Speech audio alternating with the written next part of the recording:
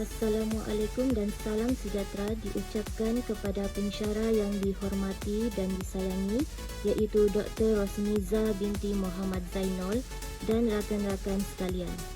Kami dari kumpulan 5 sekawan akan membentangkan tajuk mengenai pelancongan lestari dalam kaedah pendidikan. Sebelum itu, saya akan memperkenalkan ahli-ahli kumpulan yang telah bertungkus lumus dalam menyiapkan tugasan ini. Ahli kumpulan yang pertama iaitu saya sendiri, Nurul Atika binti Bakri, seterusnya Nurashiva binti Judah, Fatin Athira binti Muhammad Rosdi, Siti Nur Kamarina binti Zailani, dan Nur Syafawani binti Zakaria. Dalam video ini kami akan membincangkan mengenai kaedah pendidikan yang dilaksanakan ke arah mewujudkan sektor pelancongan yang lestari. Pelancongan merujuk kepada aktiviti melawat, melancong atau mengembara ke sesuatu tempat yang melebihi 50 batu iaitu 83 km dari tempat kediaman yang tidak lebih daripada 1 tahun untuk tujuan rekreasi atau mengisi masa lapang. Manakala lestari atau mampan menekankan kepada kepentingan kualiti yang lebih baik kepada semua entiti muka bumi termasuklah manusia dan kehidupan lain. WTO mendefinisikan pelancongan lestari sebagai memenuhi keperluan semasa pelancong dan destinasi hos dan pada masa yang sama melindungi dan meningkatkan peluang-peluang untuk masa hadapan. Pelancongan lestari pula merupakan sejenis pelancongan yang berterusan memelihara dalam menyediakan pelbagai kemudahan di kawasan yang mempunyai tarikan pelancong sama ada berkaitan dengan alam sekitar atau kebudayaan. Pendidikan dalam pelancongan lestari antara salah satu produk yang telah lama berkembang dalam sistem pelancongan dunia. Pendidikan dalam pelancongan lestari ini penting dalam meningkatkan modal sosioekonomi dan pemberian kuasa kepada pelajar dan masyarakat. Penglibatan penduduk dalam ekopelancongan boleh dirangsang melalui strategi pengurusan yang sesuai bagi tujuan untuk meningkatkan pengetahuan alam sekitar serta menggalakkan sikap positif ekopelancongan dan perancangan alam sekitar yang sistematik. Kesan positif ini dapat dibentuk apabila terdapat hubungan yang baik antara masyarakat dengan tarikan tempatan. Pendidikan dalam pelancongan lestari ini sangat penting dalam memperkayakan pengetahuan dan menaik taraf produk pelancong bagi industri pelancongan tempatan. Hal ini kerana pendidikan dalam pelancongan lestari mempunyai hubungan yang selari dengan pengetahuan alam sekitar. Pengetahuan alam sekitar yang tinggi akan mempengaruhi sikap terhadap ekopelancongan. Sejak Malaysia merdeka pada tahun 1957, hari demi hari pembangunan semakin pesat. Dengan pembangunan ekonomi yang pesat, populasi penduduk juga meningkat yang sememangnya akan membawa kepada pelbagai impak terhadap alam sekitar. Dengan impak yang kita rasakan oleh panca indera kita, masyarakat mula sedar tentang penjagaan alam sekitar sehingga wujudlah aspek pembangunan lestari di Malaysia. Pendidikan formal yang telah wujud di Malaysia umumnya adalah Environmental Education. Malaysia telah memperkenalkan EE sejak pada tahun 1983 lagi secara formal melalui kurikulum terancang seperti KBSR dan KSSR pada tahun 2012. Jika kita melihat daripada tempoh masa tersebut dengan sekarang, ia sememangnya telah mencapai tempoh yang lama dalam pelaksanaannya. Namun, ia tidak memberi kesan yang baik bagi para pelajar kerana guru-guru dikatakan tidak begitu mementingkan pembelajaran bagi aspek EE tersebut. Dengan itu, pelaksanaan EE masih belum boleh dapat dibanggakan. Namun, ia bukan bererti perkara ini harus dimansuhkan kerana ia sangat penting sebagai wadah penyampaian ilmu alam sekitar kepada para pelajar yang bermula daripada peringkat bawah ke atas. Tapi, hal ini hanya perlu diketengahkan lagi dan harus diberi perhatian yang berat, terutamanya guru-guru di sekolah. Misalnya, dalam sekolah rendah, mata pelajaran sains merupakan mata pelajaran yang paling dominan dalam memperkenalkan ilmu pendidikan alam sekitar tersebut. Hal ini kerana ilmu sains sememangnya banyak membahaskan mengenai kehidupan di muka bumi termasuklah alam sekitar maupun kehidupan-kehidupan yang lain.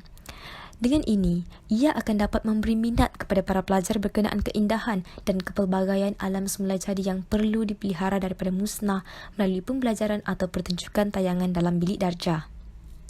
Dengan itu, bagi guru-guru yang mengajar mata pelajaran tersebut haruslah memainkan peranan yang penting untuk memiliki pengetahuan yang jelas dan padat berkaitan alam semula jadi yang harus kita pelihara demi menjaga kelestariannya. Dengan mendapat pengetahuan serta maklumat yang padat daripada pihak pengajar, sudah tentu terdapat segelintir pelajar yang akan menerapkan nilai tersebut dalam kehidupan seharian, termasuklah dalam aktiviti pelancongan mereka yang tidak akan merosakkan keindahan alam sekitar dan menjaga kemudahan-kemudahan di tempat pelancongan dengan baik untuk menjaga kelestariannya untuk generasi akan datang. Seterusnya, Malaysia turut memperkenalkan pendidikan informal kepada para pelajar berkaitan kelestarian yang sememangnya penting untuk mewujudkan pelancongan lestari di negara kita. Misalnya, Sekolah Lestari Anugerah Alam Sekitar SLAAS pada tahun 2005 telah dibentuk dengan kerjasama pihak Jabatan Alam Sekitar dengan Kementerian Pendidikan Malaysia. Program ini boleh dikatakan lebih baik disebabkan ia menerapkan kelestarian dalam segala hal pengurusan, kurikulum serta dengan tujuan memupuk nilai murni dan kesedaran kepada warga sekolah itu sendiri. Program ini merupakan sebuah anjuran pertandingan yang terbuka kepada semua sekolah rendah dan menengah yang ingin menyertainya dan akan diberi pengiktirafan sebagai penghargaan di atas usaha nilai berkaitan penjagaan alam sekitar. Setakat ini terdapat beberapa buah sekolah di Malaysia yang telah diberi pengiktirafan SLAAS peringkat kebangsaan bagi kawasan bandar dan luar bandar. Bagi sekolah di bandar, SMK Zon R1 Wangsa Maju di Setapa dan SMK St. Michael di Penampang telah diberi pengiktirafan tersebut. Begitu juga dengan sekolah di kawasan luar daripada bandar yang juga tidak dipinggirkan iaitu SMK Sungai Rambai, Melaka dan SMK Datuk Undang Abdul Manaf di Negeri Sembilan yang turut diberi pengiktirafan dalam SLAAS pada peringkat kebangsaan. Program ini sememangnya amat baik untuk menerapkan nilai murni mengenai penjagaan alam semula jadi menerusi tingkah laku yang lebih berkesan berbanding hanya melakukan pembelajaran dan pengajaran dalam bilik darjah semata-mata. Hal ini merupakan satu bentuk latihan berkaitan usaha untuk mengindahkan atau memelihara alam sekitar dengan baik yang dapat diintegrasikan dalam aktiviti pelancongan yang lestari. Malaysia turut memartabatkan berkaitan kelestarian dalam pendidikan menerusi Dasar Alam Sekitar Negara pada tahun 2002. Dasar ini bertujuan untuk meneruskan kemajuan ekonomi, sosial dan budaya serta peningkatan kualiti hidup rakyat Malaysia dengan melalui pembangunan lestari dan kesejahteraan alam sekitar. Dasar ini mementingkan penglibatan warga pendidikan dalam aspek tersebut disebabkan ia dipercayai dengan penyebaran maklumat serta latihan dapat meningkatkan lagi kesedaran dan penerapan nilai murni dalam lapisan masyarakat. Dalam dasar ini, aktiviti co-curriculum bagi peringkat tempatan dan kebangsaan telah digalakkan dan banyak lagi seperti forum, pertandingan mesej penting dan sebagainya. Dengan pelbagai penawaran aktiviti co-curriculum yang melibatkan penjagaan dan perlindungan alam sekitar tersebut, ia merupakan perkara baik yang perlu diikuti oleh para pelajar untuk menambah pengalaman dalam bidang berkenaan. Dengan bertambahnya pengalaman, sudah tentu sikap mengenai tanggungjawab terhadap pembangunan lestari dapat diterapkan dalam jiwa dan penting dalam pelancongan lestari yang sememangnya memerlukan masyarakat yang memiliki kesedaran sedemikian. Seterusnya, pendidikan di Malaysia juga sering melibatkan pelajar keluar untuk berinteraksi dengan alam dan persekitaran yang umumnya dikenali sebagai aktiviti lawatan sambil belajar. Kaedah pendidikan ini amatlah digemari dan memang tidak dinafikan mengenai keberkesanannya dalam menarik minat dan perhatian para pelajar mengenai keindahan alam yang amat perlu untuk kita jaga untuk mencapai kelestarian. Kebiasaannya, lawatan ke tempat bersejarah adalah lawatan yang paling dominan berkenaan pelancongan lestari. Hal ini kerana tempat bersejarah terkenal dengan pelbagai warisan dan kebudayaan yang masih kekal dari dahulu hingga kini dan sudah tentu kita sebagai rakyat Malaysia, terutama warga pelajar, harus bertanggungjawab untuk meneruskan kelestarian tersebut untuk generasi akan datang. Antara warisan atau kebudayaan yang sering menjadi minat para pelancong adalah seni muzik dan tarian di sesuatu kawasan. Lawatan sambil belajar ini membolehkan para pelajar melihat dan mengenal mengenai adat muzik maupun tarian bagi suatu kaum. Dengan melihat persembahan dalam lawatan tersebut, sudah tentu para pelajar akan tertarik sehingga boleh mewujudkan rasa bangga dalam diri kerana dapat melihat pertunjukan tradisional sedemikian sehingga boleh wujud rasa menghargai budaya sedemikian.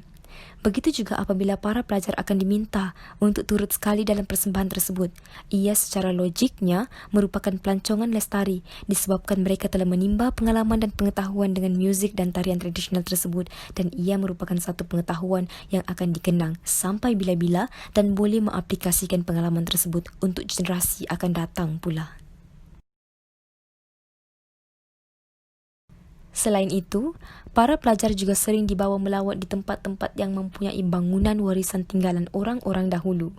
Lawatan tersebut juga sama akan memberi pengetahuan dan pengalaman kepada para pelajar untuk melihat sendiri warisan tersebut di depan mata. Bangunan warisan seperti Eva Musa di Melaka adalah sangat penting dalam mewujudkan pelancongan lestari di Malaysia. Oleh itu, ia adalah sangat perlu untuk dijaga dan dipelihara daripada budaya-budaya masyarakat pelancong yang tidak bertanggungjawab seperti membuang sampah atau menconteng bangunan berkenaan. Hal ini kerana bangunan bersejarah yang ada mampu untuk memperkenalkan tradisi Malaysia bagi pelancong daripada luar negara maupun pelancong dalam negara pada generasi yang akan datang. Untuk memastikan kawasan pelancongan di Malaysia mencapai kelestarian yang berterusan, para pelajar selalu dididik untuk menjaga kebersihan di tempat-tempat awam, khususnya di tempat tumpuan pelancong yang sering diaplikasi melalui pendidikan informal iaitu aktiviti gotong royong di kawasan lawatan. Sebagai contoh, aktiviti Jom Bersih Bukit Bintang yang setiap tahun diadakan oleh pihak kerajaan dengan anjuran bersama badan bukan kerajaan yang diikuti oleh para pelajar yang bermula daripada peringkat sekolah rendah sehingga ke peringkat universiti. Ini adalah satu pendekatan pendidikan informal yang amat baik untuk memupuk semangat kelestarian dalam diri pelajar. Seperti mana yang kita ketahui, kawasan bersih sememangnya amat mempengaruhi kepada kesejahteraan para pelancong dan kebersihan adalah salah satu input yang penting dalam mewujudkan pelancongan yang lestari.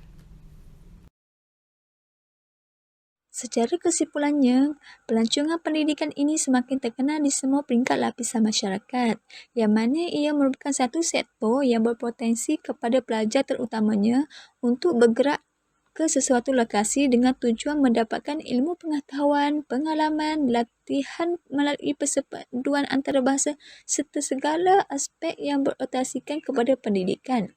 Pendidikan lestari terbahagi kepada dua aspek iaitu pendidikan secara formal yang mana ia merakumi pendidikan yang diajar di dalam kelas ataupun bagi peringkat pengajian tinggi ia dilakukan di bilik kuliah. Manakala satu lagi aspek adalah dalam bentuk informal yang mana ia merakumi aktiviti di luar bilik darjah seperti lawatan sambil belajar. Dalam hal ini, ianya dapat memberi pendedahan dan melibatkan diri pelajar secara terus untuk berinteraksi dengan alam sekitar. Selain itu, pengetahuan merupakan asas pemahaman individu untuk mencapai kefahaman dalam bentuk pembangunan lestari ataupun ESD iaitu Education Sustainable Development. Hal ini secara tidak langsung akan mewujudkan kesedaran jika seseorang individu tersebut didedahkan dengan pengetahuan aktiviti kelestarian alam sekitar serta ianya dapat mengaplikasi pemahaman tersebut dan ditunjukkan dalam bentuk tingkah laku yang positif terutamanya dalam menjalani kehidupan seharian mereka. Kaedah pendidikan lestari yang dilakukan di Malaysia boleh dikatakan berjaya walaupun tidak 100%. Namun dengan pelbagai inisiatif yang telah dilakukan oleh pihak yang terlibat seperti Kementerian Pendidikan mengenai pembangunan lestari dalam pendidikan ini, ianya mampu membuka minda dan memberi satu pendedahan kepada semua pelajar daripada peringkat rendah sehinggalah ke peringkat pengajian tinggi. Supaya dengan ilmu yang mereka dapat ini dapat diterapkan dalam kehidupan seharian mereka dan mereka ini tidak sewena-wenanya merosakkan ataupun mencemarkan alam sekitar. Akhir sekali, pelancongan pendidikan ini sememangnya mempunyai hubungan yang selari dengan alam sekitar dan amat baik untuk diterapkan kepada semua lapisan masyarakat, yang mana ia seharusnya bermula daripada peringkat bawah lagi seperti prasekolah ataupun tadika, supaya kanak-kanak ini didedahkan dengan pembangunan lestari, didedahkan dengan pendidikan berkenaan dengan kelestarian, supaya mereka ini akan ada timbul rasa bertanggungjawab ke atas kelestarian alam sekitar yang ada di sekeliling mereka. Itu sahaja daripada kami. Sekian, terima kasih.